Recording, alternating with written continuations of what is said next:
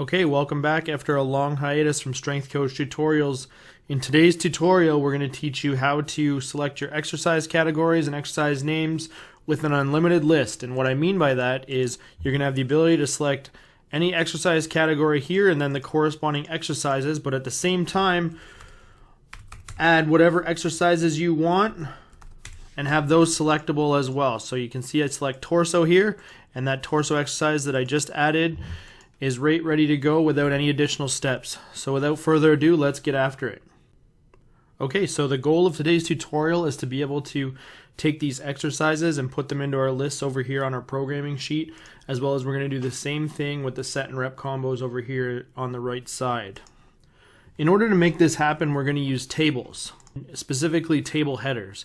What we're going to do is I have it set up here so we have the upper, lower, and arms. We have a few exercises for each underneath each category. And then I'm just going to select all of these exercises. I'm going to click up here and put format as table. I'm going to choose one with some funky colors so that I can see when I'm adding a new exercise if it's actually in the table. So we're going to choose light orange. And then it's going to bring up a box and I'm going to check my table has headers. And what that does is it takes the names that I've already put in there for the table and it's going to use those as the headers. So I'll put those all the way to the left so that I can see what those say. And the cool thing about tables is if I want to add a new exercise under here, say a split squat, it's automatically going to increase the table as long as I put it in the bottom.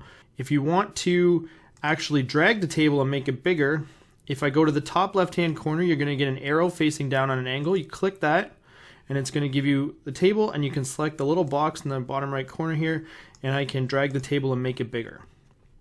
And because we chose the colors, we can tell where the table is actually covering. So anything I put in this table, I'm going to be able to select. The next thing we're going to do about the tables is we're actually going to name this table. So you can click anywhere on the table, and what's going to happen here is at the top, you're going to get a box called Table Tools. We click there, and it's going to say in the left-hand corner here, table name. We're going to name this exercises. So if I hit enter there, now this table is named exercises. So anytime I refer to exercises, it's going to refer to this whole table. I'm going to do the same thing over here with my set and rep table. So I'm going to select the whole thing, format as table, and we'll make this one blue. Table has headers, okay. And then I'm going to put these to the left so I can see them easier. Select the table, and I'm going to call this set rep. So the next thing we want to be able to do is any of our exercise headers, so upper body, lower body, or arms, we want to be able to select those in our category. So we're going to use a data validation, which we've used in many videos, but we're going to use it a little bit differently today. So if I select all of the exercise categories, and then I go to data validation, we're going to enter an indirect function that actually looks at all of the headers as our source. So if I go equals indirect, and then bracket, and then I need a quotation mark, and I named my table exercises, so I'm going to put the name there, exercises, and I want it to actually look at the headers, so I need a square bracket. I'm going to do a number sign or a hashtag, and I'm going to type headers in that box, close the square bracket, put a quotation, and then close the whole bracket. So what this is telling is the indirect is now taking the table exercises and looking at just the headers and making that our categories. So if I hit OK, I should be able to select here any of the headers that we've referenced in our table. And the cool thing about doing it this way is if I go and add another header, if I want to add torso exercises, say, and I type in torso, Excel knows that I'm putting this right beside a table, so it's going to automatically add it to the table. And now torso will be selectable as one of the categories.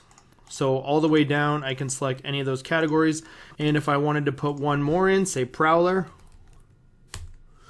it's going to automatically add that, and then I will be able to select prowler over here as well. So that's how that works. Now the next thing I want to do is I want the exercise name to reference what exercise category I select, and then allow me to index any of the exercises that are underneath that category. We'll choose upper body there, and we're going to select all of the exercise names, and we're going to use another data validation. So I go data validation, list, and we're going to use that indirect function again. So I'm going to hit equals indirect, and then I need a bracket. And now this is where it might get a little funky. So what I need is a quotation. Our table name is exercises. And then I need a square bracket. And then I'm going to close the quotations. And inside the bracket, I want it to be exercises and then reference just whichever one I select here. So I'm going to use the and symbol. And what the and symbol does is tells indirect that I want everything in the quotations from exercises and whatever else I'm going to put in. So in this case, we want it to reference B4. So I'm going to type the value B4 in there. And then I'm going to put another and symbol because I need to close off that square bracket. I'm going to put the square bracket in a quotation so that it types it out as a square bracket, and then close the whole quotation off. And then I will close off the brackets. And if I hit OK, what that's going to allow me to do is it's going to reference the upper body, and I can select any upper body exercise that I choose. And for the torso, if I put torso exercise 1, torso 2, I'm going to be able to select any of those exercises right away without having to create any additional named ranges or anything that we've done in any of the other videos. And maybe I want prowler push, prowler pull, etc. If I select prowler, I'll be able to select prowler push and all of the exercises that I want. And then if I want to add more categories, I just type the category on the right here and then put the exercises underneath. Now what you'll notice is whenever you have a table and you want to reference exercise lists, it's best to leave the first line blank. And the reason that I leave the first line blank is that when I want to select a new exercise, so say this was empty, and I want to select a new exercise, if the first line's blank, it will always start at the top of the list. If the first line's not blank, it'll start somewhere in the middle of the list, and then you're constantly having to scroll up the list if you want to get to the top. So if you leave the first line blank, it'll always start at the top of a list. So let's do the same thing now with our set and rep category. Okay, so we've already named this table set rep, so we're going to put a data validation here.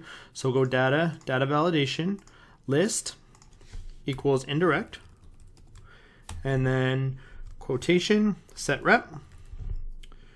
And then we want square bracket, hashtag headers,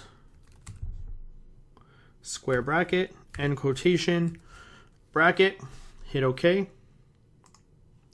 And we should be able to select hypertrophy or strength. And similarly, if we wanted to add another one, if we type power here, it'll automatically add it to the table, and maybe our power sets are 3x3, 3x1, whatever we want to do. Or maybe we go 3x1, and then in brackets we put fast, because that's the tempo that we want. So if we were to choose, we can now choose power. And then we want to be able to select our sets reps. So we go here, data, data validation, list again, equals indirect, and then bracket, quotation, set rep, square bracket, quotation, and symbol. We want it to reference D4. So we go D4, and symbol, quotation, close square bracket, quotation, and close bracket. Okay.